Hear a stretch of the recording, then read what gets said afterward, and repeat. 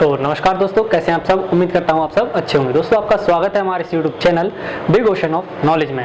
दोस्तों पिछली क्लासेस में हम बहुत सारे टॉपिक जो है बायोलॉजी कंप्लीट कर चुके हैं। आज का हमारा नया टॉपिक जो है वो नर्वस सिस्टम के बारे में हम पढ़ने वाले हैं, यानी तंत्रिका तंत्र के बारे में। तो दोस्तों तंत्रिका तंत्र के बारे में पढ़ने से पहले हम नर्वस सिस्टम के बारे में थोड़ा सा जान लेते हैं। जैसा कि हम पिछली वीडियोज में बात करते आ रहे हैं कि तंत्र के बारे में मैंने डीपली बता दिया है कि तंत्र क्या होता है। तंत्र क्या होता है, तंत्र में बहुत सारी चीजों को एक साथ मिलकर काम करना पड़ता है, तो उसके लिए हम क्या बोलते हैं, तंत्र या सिस्टम। तो नर्वस सिस्टम के बारे में बात करें तो नर्वस सिस्टम क्या होता है, जो आपकी पूरी बॉडी को कंट्रोल करता है, जिससे ये मकड़ी की तरह जाल होता है जो आपकी पूरी बॉडी में फैला हुआ होता है। यही नर्वस सिस्टम आपके लिए आपको सेंसरी ऑर्गन्स का काम करवाता है, यानी आपको सेंस होने का एहसास दिलाता है। यही आपके सिग्नल को पासिस करता है, आपके ब्रेन तक हर चीज को लेके जाता है। तो उसका काम क्या होता है, तंत्रिका तंत्र का।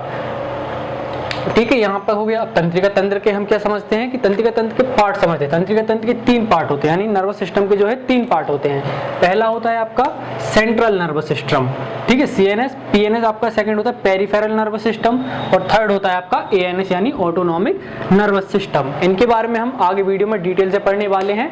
तो तंत्रिका तंत्र के कितने पार्ट हो गए हैं यहाँ पे देखा हमने, सीएनएस, पीएनएस एंड एएनएस, यानी central nervous system, peripheral nervous system and autonomic nervous system. अब सेंट्रल नर्वस सिस्टम में देखें तो क्या क्या होता है। सेंट्रल नर्वस सिस्टम में आपकी 2 चीजें होती हैं। क्या होता है, पहला आपका ब्रेन, एंड सेकंड चीज आपकी क्या होती है, स्पाइनल कॉर्ड। स्पाइनल कॉर्ड मतलब आपकी जो रीढ़ की हड्डी के अंदर होता है, मेरुरज्जु। ब्रेन मतलब आपका दिमाग, ठीक है। पेरिफेरल नर्वस सिस्टम क्या होगा, पेरिफेरल नर्वस सिस्टम वो सिस्टम होता है जो ब्रेन और स्पाइनल कॉर्ड की जो नसें रहती है उनसे मिलकर आपकी 12 + 31 जोड़ी जो नसें होती हैं, तंत्रिका नस, वो उनको जोड़कर पेरिफेरल नर्वस सिस्टम आपका काम करता है। और ऑटोनॉमिक नर्वस सिस्टम में क्या होता है, जो बॉडी में आपके अनवॉलेंटरी मूवमेंट जो आपके कंट्रोल में नहीं है, जो आप जिसको आप कंट्रोल नहीं कर सकते, जो विदाउट कंट्रोल के आपके वर्क करते हैं, वो किसमें बिलोंग करते हैं, आपके ऑटोनॉमिक नर्वस सिस्टम में। इसमें क्या होते हैं, 2 टाइप के होते हैं। पहला होता है आपका सिंपैथेटिक एंड सेकेंड होता है आपका पैरासिम्पैथेटिक।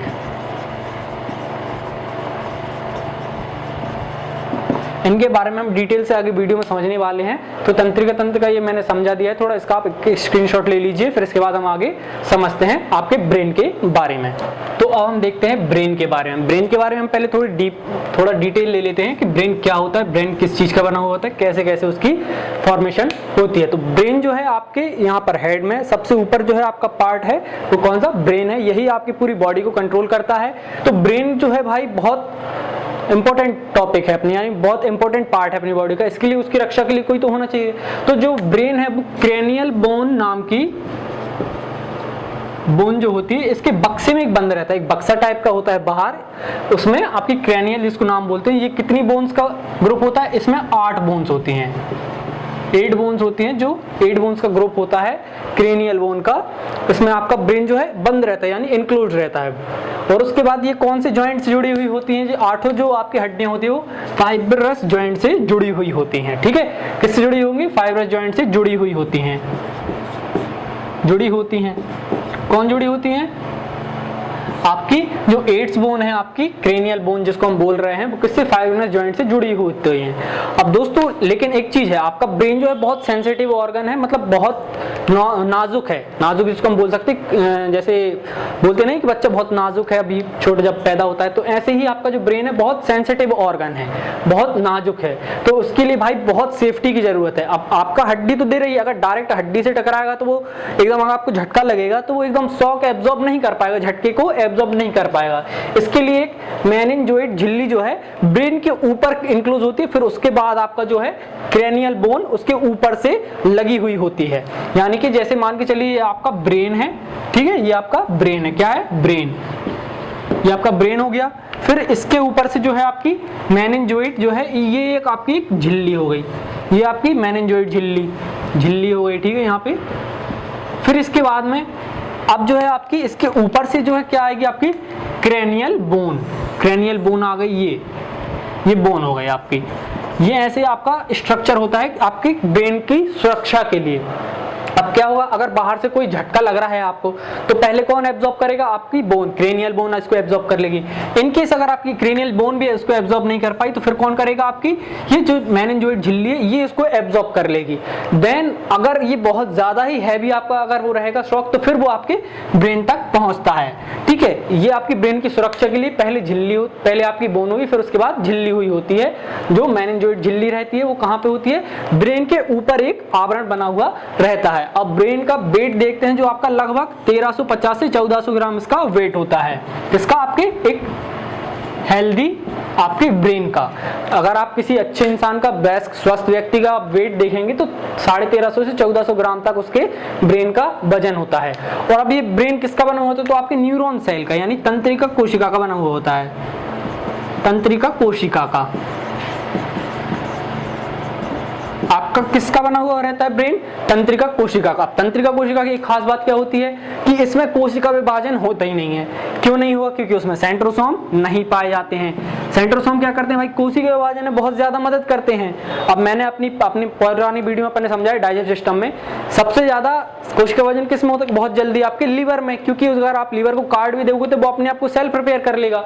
लेकिन जो आपका ब्रेन है इसके अंदर कोशिका विभाजन नहीं होता, तो ये सेल्फ प्रिपेयर कर ही नहीं सकता। इसलिए अगर इसको छोटी सी भी चोट लगेगी तो वो अपने आप को रिपेयर नहीं कर पाएगा, क्योंकि उसमें सेंट्रोसोम नहीं पाए जाते हैं। तो अब यहाँ पर एक बात आ जाती है कि कोशिका विभाजन नहीं होता है, पहली बात तो इसमें, और सेंट्रोसोम भी नहीं पाए जाते हैं। लेकिन अब यहाँ पे बात आ जाती है कैंसर की। कैंसर क्या होता है, कोशिका विभाजन बहुत जल्दी जल्दी हो जाना, अनवांटेड कोशिका यानी अनवांटेड सेल डिवीजन अगर होता है तो वो आपके उसमें आ जाए, किसमें, कैंसर में आ जाता है। तो अब भाई जब ब्रेन में आपका कोशिका विभाजन हो ही नहीं रहा, सेंट्रोसोम है ही नहीं, तो फिर आपको कैंसर कैसे हो जाता है ब्रेन में। तो उसके लिए क्या होता है, आपकी जो ब्रेन जो है पूरा आपका किसका, आपके न्यूरॉन सेल का नहीं बना, 90% भाग जो है आपकी न्यूरॉन सेल का बना हुआ होता है। ठीक है, इसमें क्या नहीं होते, सेंट्रोसोम नहीं पाए जाते हैं, सेंट्रोसोम जो नहीं पाए जाते हैं, सोम नहीं पाए जाते हैं।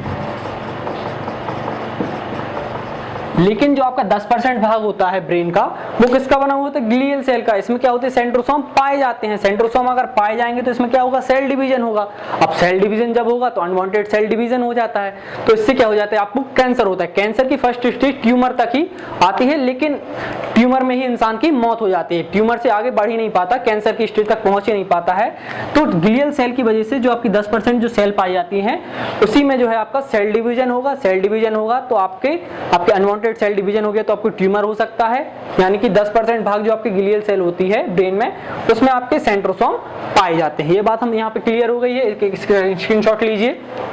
अब हम समझते हैं ब्रेन के पार्ट्स के बारे में। अभी हमने पहले क्या समझ लिया, ब्रेन के थोड़ी डिटेल ले लिए, इसके बाद हम समझते हैं ब्रेन के पार्ट क्या क्या होते हैं। ब्रेन जो है 3 पार्ट्स में डिवाइडेड होता है।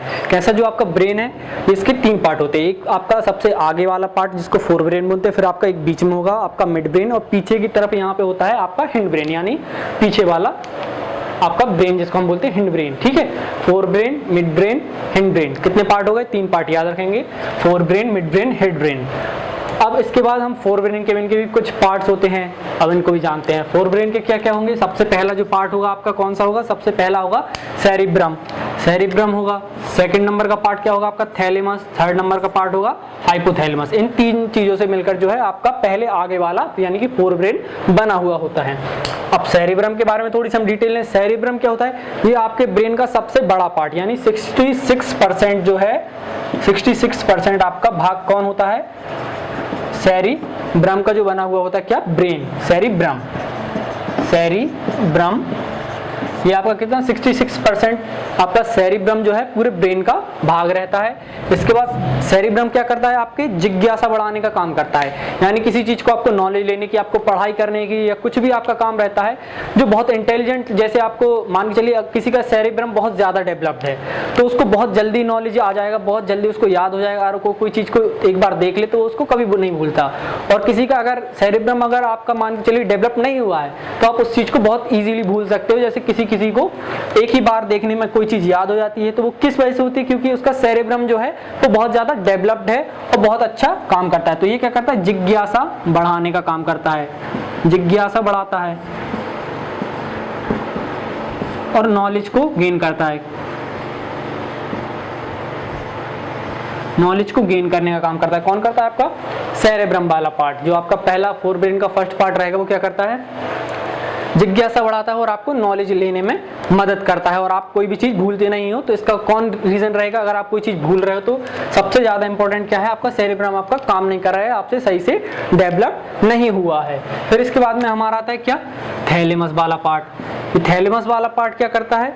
इसके बाद थैलेमस वाला पार्ट क्या करेगा? आपको बाहरी चीजों का ज्ञान करवाएगा। बाहरी चीज जैसे मान के चलिए आपको बाहर गर्मी है या बाहर सर्दी है, बाहर आपके मान के चलिए बारिश हो रही है या आपको कुछ भी चीज हो रही है, बाहर की सब चीजों का नॉलेज कौन देगा? बाहरी वातावरण का ज्ञान, बाहरी वातावरण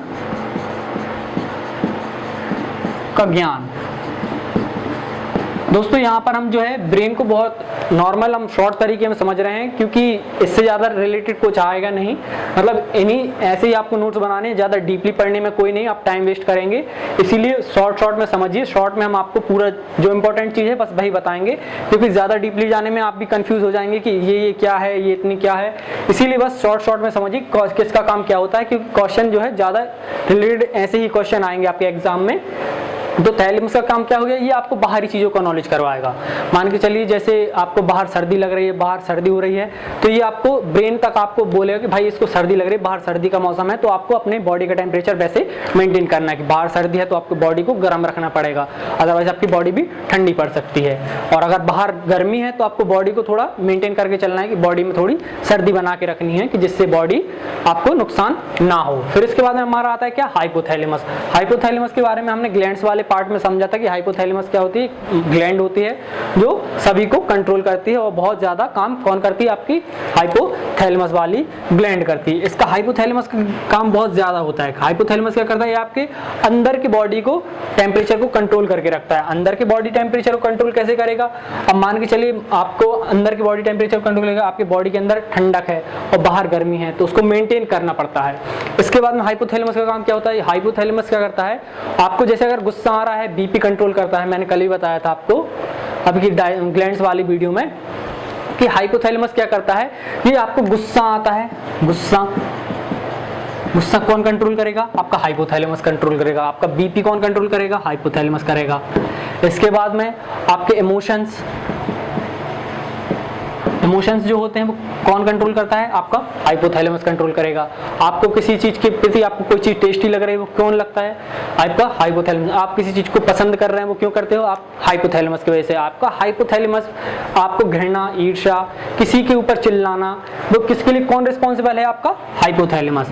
यही हाइपोथैलेमस की वजह से आपको सारे इमोशंस, ज्यादा चीजें जो कुछ भी रहता है बॉडी के अंदर वो सब सेंस होता है, वो किसकी वजह से? आपके हाइपोथैलेमस। अगर हाइपोथैलेमस काम करना बंद कर दे तो आप बिल्कुल शून्य हो जाते हैं। शून्य मतलब कैसे हो जाएंगे? ना आपको किसी चीज का टेस्ट आएगा, ना आपको किसी चीज में इंटरेस्ट रहेगा, ना आपको किसी पे गुस्सा आएगा, ना किसी से प्यार होगा, ना कुछ होगा। जैसे आजकल ज्यादा लव बर्ड्स भी चल रहा है ना, वो सब बंद हो जाएगा। किसकी वजह से? अगर आपका हाइपोथैलेमस सही से काम ना करे। और अगर जैसे ज्यादा उत्तेजित होते हैं, किस वजह से होते हैं? आपका हाइपोथैलेमस ज्यादा उत्तेजित होता है। जैसे लहसुन प्याज वगैरह आप खाते हैं तो वो उससे क्या होता है? आपका हाइपोथैलेमस ज्यादा उत्तेजित हो जाता है। तो आपका हाइपोथैलेमस अगर उत्तेजित होगा तो आपको इमोशंस भी ज्यादा आने लगेंगे। इमोशंस ज्यादा आएंगे किसी वजह से? आपके हाइपोथैलेमस जो क्या है वो ज्यादा उत्तेजित हो गया है। अब इसके बाद में हम बात करते हैं आपके कॉर्पोरा की। आपके यहाँ पे हमने तीन पार्ट समझ लिए किसके? फोरब्रेन के। सेरेब्रम समझ लिया, थैलेमस समझ लिया, हाइपोथैलेमस। सेरेब्रम क्या होता है? सेरेब्रम में क्या होगा? आपका 66% लेता है भाग, सबसे बड़ा भाग है, सबसे बड़ा भाग ब्रेन का। ठीक है, सबसे बड़ा भाग कौन है? आपका सेरेब्रम। थैलेमस में समझ लिया जिज्ञासा बढ़ाता है, नॉलेज बढ़ाने की। कोई भी चीज आपको याद हो रही, कोई चीज भूल रहे हैं तो उसके लिए कौन रिस्पॉन्सिबल है? आपका थैलेमस। हाइपोथैलेमस समझ लिया गुस्सा, बीपी, इमोशंस, जो आपको प्यार, लड़ाई झगड़ा जो कुछ भी हो रहा है आपकी लाइफ में वो कौन करता है? आपका हाइपोथैलेमस। अब समझते हैं आपके कॉर्पोरा के बारे में। कॉर्पोरा क्या करता है भाई? कॉर्पोरा का काम क्या होता है? आपको सुनने में मदद करता है। अगर आप कोई चीज सुन रहे हैं तो किसकी वजह से सुन रहे हैं? आपका सुनने में मदद कौन करेगा? आपका कॉर्पोरा। कॉर्पोरा नहीं होगा तो आपको सुनने में कोई सेंस नहीं होगा कि आप कोई कुछ ही बोल रहा हो, आप सुन नहीं सकते। क्यों नहीं सुन सकते? कान तो सिर्फ क्या है? उसको पकड़ने के लिए है। कान क्या है? आपके पकड़ने के लिए, कैचिंग पावर के लिए। लेकिन उसको सेंस और मतलब क्या बोल रहा है उसको समझने के लिए कौन यूज करेगा? आपका कॉर्पोरा काम करेगा। कॉर्पोरा क्या करता है? आपके सुनने में मदद करता है। ठीक है, सुनने में मदद, सुनने में। फिर सेकंड इसके बाद एक और एक का काम होता है कि देखने में मदद करता है। जैसे आंखें हैं, आंखें क्या है, सिर्फ कैप्चर करने के लिए, यानी कि मान लीजिए जैसे कैमरा होता है, कैमरा का लेंस होता है वो किस लिए होता है, उसको सिर्फ कैच करने के लिए। लेकिन जो उसके अंदर मेमोरी कार्ड चिप होता है, ये प्रोसेसर होता है, उसमें कॉर्पोरा जैसे ही देखने में मदद करता है। ठीक है, कॉर्पोरा क्या करेगा, एक प्रोसेसर की तरह काम करता है। तो क्या करता है, आपको सुनने और देखने में मदद करता है, देखने में मदद करता है। कौन मदद करता है, आपका कॉर्पोरा मदद करता है। ठीक है, फिर इसके बाद में हमारा मिड ब्रेन का सेकंड पार्ट आता है, सेरिब्रल पेंडुकल। ये क्या करता है भाई, मिड ब्रेन में आपका सेरिब्रल पेंडुकल जो है वो बस कनेक्टिंग का काम करता है। जैसे आपका ब्रेन है, ब्रेन के बाद एक और चीज होती है आपकी, मैंने बताई थी स्पाइनल कॉर्ड। स्पाइनल कॉर्ड क्या होती है कि आपका सेकंड ब्रेन होता है। सेकंड ब्रेन जिसको बोल सकते हैं कि मतलब जैसे उपराष्ट्रपति होते हैं, राष्ट्रपति के बाद उपराष्ट्रपति होते हैं, एक बैकअप प्लान, ऐसे ही बैकअप प्लान में क्या होता है, आपकी स्पाइनल कॉर्ड आपकी सेकंड ब्रेन रहती है। यानी कि अगर इनकेस आपका ब्रेन जो है बिजी है और कुछ काम करना है तो आपका सेकंड ब्रेन यानी स्पाइनल कॉर्ड उसके लिए आपका काम करेगी। तो सेरिब्रम पेरिडंकल क्या करता है, आपके ब्रेन और स्पाइनल कॉर्ड को एक दूसरे से कनेक्ट करके रखता है, यानी कि कनेक्ट करने, यानी संबंध बनाने के लिए, संबंध बनाने में किसके बीच में, brain plus spinal cord.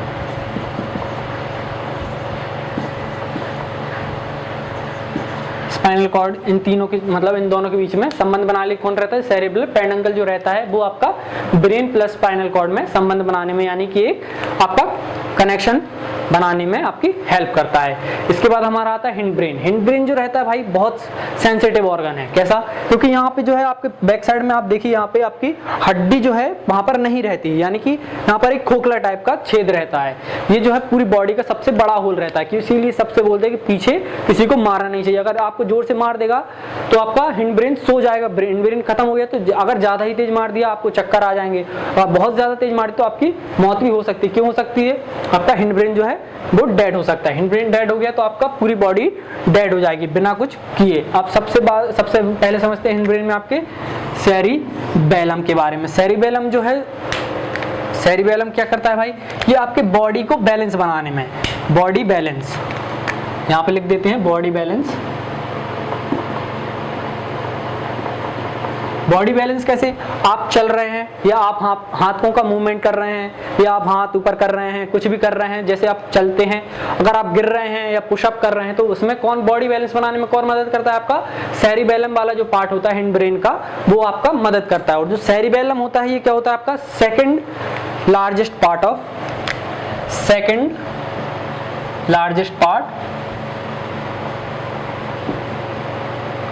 Of brain, यानी आपके सेरिब्रम के बाद आपका सेकंड कौन सा होगा, सेरिबेलम।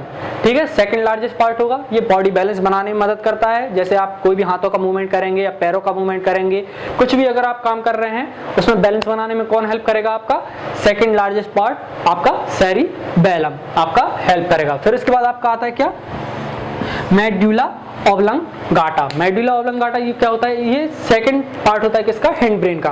हिंड ब्रेन के दो पार्ट कौन से हो गए, सेरिबेलम और मेडुला ऑब्लंगाटा। इसमें क्या होता है, ये आपका सिर्फ आपकी जो बॉडी में मेटाबॉलिक रिएक्शंस हो रही हैं, मेटाबॉलिक एक्शंस हो रहे हैं, रिफ्लेक्स एक्शन, इनको मेटाबॉलिक एक्शन रिएक्शन जो रहती हैं, मेटाबॉलिक एक्शंस रिएक्शन जो रहती हैं, इनको कंट्रोल करने का काम कौन करता है, मेडुला ऑब्लंगाटा। अब मेटाबॉलिक रिएक्शन क्या होगी, कुछ भी बन रहा है, कुछ टूट रहा है, इन सबको कंट्रोल करने का काम कौन करता है, आपका मेडुला ऑब्लंगाटा। बन रहा है यानी आपका एनायन होगा और आपका घट रहा है तो कैटायन होगा। ऐसे ही आपके इन एनाबॉलिक और मेटाबॉलिक रिएक्शंस को आपकी कौन करेगा, आपका मेडुला ऑब्लंगाटा जो है इनको कंट्रोल करता है। आप ये मैंने इनके पार्ट समझा दिए ब्रेन के, अब स्क्रीनशॉट लीजिए, इसके बाद हम समझते हैं आपकी स्पाइनल कॉर्ड के बारे में। तो अब हम समझते हैं आपकी स्पाइनल कॉर्ड के बारे में। स्पाइनल कॉर्ड क्या होता है, ये सबसे पहले ये कहाँ पे होती है, आपके ब्रेन के जस्ट नीचे, ये आपका रीढ़ की हड्डी वाला पार्ट होता है ना जो यहाँ पे, ये आपकी क्या होती है, स्पाइनल कॉर्ड।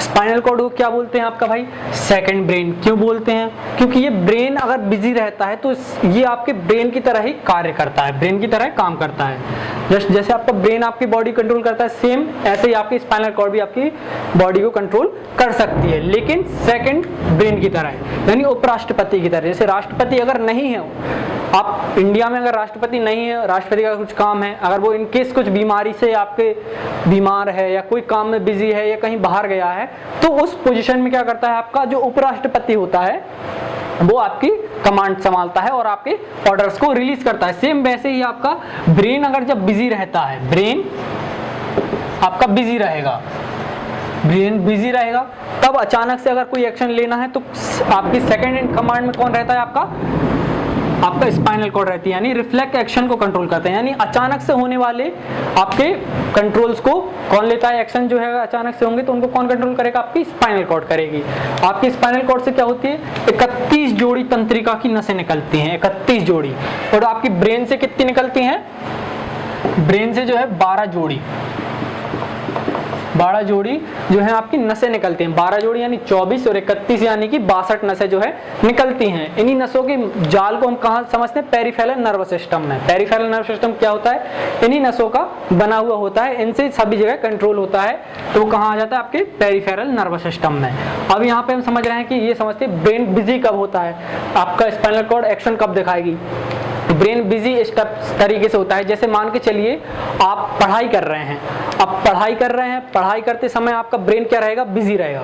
ब्रेन क्या बोलेगा, मैं पढ़ाई कर रहा हूँ, बाकी सेकंड हैंड कमांड पे कौन रहेगा, स्पाइनल कॉर्ड। उस समय पे मान के चलिए कोई चुपचाप से अचानक से आपके पीछे आ जाए और एकदम से आपको डरा दे, तो आपकी पूरी बॉडी कांप जाती है। क्या होता है उस टाइम पे, आपकी स्पाइनल कॉर्ड क्या रहती है, उसको तो पहली बार कभी कभी काम करने को मिलता है, यानी कभी कभी आपकी बॉडी कंट्रोल करने को मिलता है, यानी वो सही से काम नहीं कर पाएगी कि उसको क्या एक्शन दिखाना है। लेकिन ब्रेन आपको क्या करता है, पर्टिकुलर कार्य करता रहता है, तो ब्रेन को क्या होता है, पता रहता है कि हमें क्या करना है। लेकिन स्पाइनल कॉर्ड को पता नहीं रहता, इसीलिए पूरी बॉडी को एकदम से चौंक जाते हैं कि अरे बाबा क्या आ गया।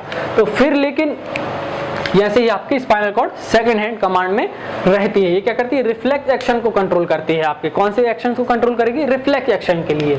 अब इसी में हम आपके पेरिफेरल और ऑटोनॉमिक नर्वस सिस्टम के लिए समझ लेते हैं थोड़ा सा। पेरिफेरल नर्वस सिस्टम में क्या होता है, आपके 31 जोड़ी और 12 जोड़ी जो नसें रहती हैं, इनको कंट्रोल करके इनको सबको मिला के एक माया जाल की तरह आपका बन जाता है। ये पूरी बॉडी में आपकी डिस्ट्रीब्यूट रहती हैं, तो इसको क्या बोलते हैं, पेरिफेरल नर्वस सिस्टम। और एक चीज और, आपकी स्पाइनल कॉर्ड के लिए सेफ्टी के लिए भी तो कोई चाहिए ना, स्पाइनल कॉर्ड की सेफ्टी के लिए, तो उसमें क्या होती है, आपकी हड्डी यानी रीढ़ की हड्डी जो रहती है, ये क्या होती है, आपकी स्पाइनल कॉर्ड की रक्षा करती है। जैसे ये मान के चलिए, ये आपकी रीढ़ की हड्डी और इसके अंदर ये आपकी स्पाइनल कॉर्ड है, इसके अंदर ये आपकी स्पाइनल कॉर्ड रहेगी। ये आपकी कमर तक होती है स्पाइनल कॉर्ड, ठीक है। आपकी कहां से, ब्रेन से जड़ी हुई होती है। ब्रेन यहाँ पे आपका ब्रेन हो गया, ये आपका ब्रेन वाला पार्ट है, यहाँ पे आपकी स्पाइनल कॉर्ड यहाँ पे लगी हुई है। और ब्रेन के स्पाइनल कॉर्ड की रक्षा के लिए कौन रहेगा, आपकी रीढ़ की हड्डी जो रहती है, वो आपकी स्पाइनल कॉर्ड की रक्षा करती है। अब यहाँ पे हमने समझ लिया पेरिफेरल नर्वस सिस्टम के लिए। अब आपके समझते हैं ऑटोनॉमिक यानी एएनएस नर्वस सिस्टम के लिए। एएनएस नर्वस सिस्टम क्या होता है, एएनएस नर्वस सिस्टम में क्या होता है, ये आपके दो तरीके से होता है। पहला तो आपका सिंपैथेटिक,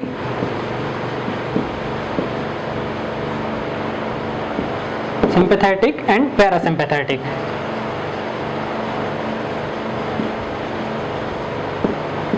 पैरासिम्पैथेटिक, इसमें क्या होता है, सिंपैथेटिक पैरासिम्पैथेटिक में तो ऑटोनॉमिक नर्वस सिस्टम क्या होता है, जिसमें आपकी बॉडी का आपके ऊपर कंट्रोल नहीं रहता, यानी कि आप उस मूवमेंट को कंट्रोल नहीं कर सकते। जैसे आप अपनी पलक झपकने को कंट्रोल नहीं कर सकते, उसके बाद में आप अपनी सांसों को कंट्रोल नहीं कर सकते, आपकी हार्ट बीट को आप कंट्रोल नहीं कर सकते, तो ये किस में आ जाएंगे, आपके ऑटोनॉमिक नर्वस सिस्टम में। इसके नाम से हम समझते हैं कि ऑटोमेटिक, यानी कि जो खुद अपने आप से चल रही हैं। आपके डाइजेस्टिव सिस्टम में आपकी जो डाइजेशन प्रोसेस रहती है, आप उसको कंट्रोल नहीं कर सकते। क्या ऐसा होता है, आपने बोल दिया कि अरे पेट खाना पचा, अभी मत पचा, या अभी सांस मत ले, आंख झपकना बंद मत कर, हार्ट दिल थोड़ी देर के लिए रुक जा, ऐसा आप होता है, कभी नहीं होता। क्यों नहीं होता, क्योंकि ये ऑटोनॉमिक, ये परमानेंटली चलती रहती है। सिंपैथेटिक और पैरासिम्पैथेटिक में अंतर समझते हैं। सिंपैथेटिक क्या होती है, रेस्ट एंड पीस की कंडीशन में, रेस्ट की कंडीशन में, रेस्ट की कंडीशन में कौन काम करेगा, आपका सिंपैथेटिक आपका नर्वस सिस्टम रहेगा, वो काम करेगा। कैसे काम करेगा, रेस्ट कंडीशन में, जब आप सो रहे हैं तब आपका हार्ट बीट कैसे रहेगी, रेस्ट की कंडीशन में। डाइजेस्टिव सिस्टम में जो आपके सिस्टम चल रहा है वो कैसा रहेगा, रेस्ट की कंडीशन में चल रहा है। और लेकिन पैरासिम्पैथेटिक में क्या होगा, ये अचानक से फाइट एंड फ्लाई की कंडीशन में, फाइट एंड फ्लाई कंडीशन में, फाइट एंड फ्लाई कंडीशन कैसे आ जाएगी? मान के चलिए अचानक से आपके सामने एकदम ट्रक आ जाए, गाड़ी से जा रहे हो एकदम से ट्रक आ जाए, तब आपके सभी ऑर्गन्स क्या करते हैं, एकदम से माइंड बहुत एक्टिव हो जाता है कि आपको ब्रेक लगाने, क्या करना है, कैसे बचना है। या मान के चलिए आप कहीं पे जा रहे हैं रास्ते पे, सुनसान रास्ते पे, अचानक से आपको कोई पीछे से आवाज आने लगे, सुनसान रास्ता है, अचानक से कोई आवाज आने लगे, तो आपके रोंगटे खड़े हो जाएंगे। ये अचानक वाली कंडीशन में, यानी फाइट एंड फ्लाई करो, आप फाइट करो या फिर भागो, उस कंडीशन में कौन सा आपका पैरासिम्पैथेटिक नर्वस सिस्टम जो है आपका काम करता है। तो आज हमने आपके नर्वस सिस्टम के बारे में हमने डिटेल से पढ़ लिया है। ये टॉपिक ज्यादा बड़ा नहीं है, बड़ा है बट इसको हमने शॉर्ट में समझ लिया है, लेकिन इससे रिलेटेड आपकी जो भी क्वेश्चन है वो सब इस नोट से ही आएंगे, इससे बाहर कुछ नहीं जाएगा। इसीलिए आप एक इसका स्क्रीनशॉट लीजिए, और अगर आपको वीडियो पसंद आई हो तो वीडियो को लाइक करें, साथ में चैनल को सब्सक्राइब भी करें, साथ में अपने दोस्तों के साथ भी शेयर करें, जिससे वो भी शॉर्ट में नोट्स बनाना सीखें और शॉर्ट में पढ़ना सीखें। क्योंकि अगर आप शॉर्ट में नहीं पढ़ेंगे तो आप ज्यादा फंस के रह जाएंगे, ज्यादा डीपली पढ़ने में क्या हो जाएगा, आप सब गुचुड़ पुचुड़ हो जाएगा, आपको कुछ समझ में नहीं आएगा, सब पाव भाजी खिचड़ी बन जाएगी। उससे अच्छा है आप शॉर्ट नोट बनाएं बट डीपली समझें उसको। नोट्स आपको शॉर्ट बनाना है लेकिन समझना आपको डीपली है। नोट्स क्या बनाएं, आप शॉर्ट में बनाएं और समझो आप डीपली। इसीलिए अगर आपको अच्छा लगी हो वीडियो तो वीडियो को लाइक करें, चैनल को सब्सक्राइब करें, साथ में बेल आइकन को भी दबाएं।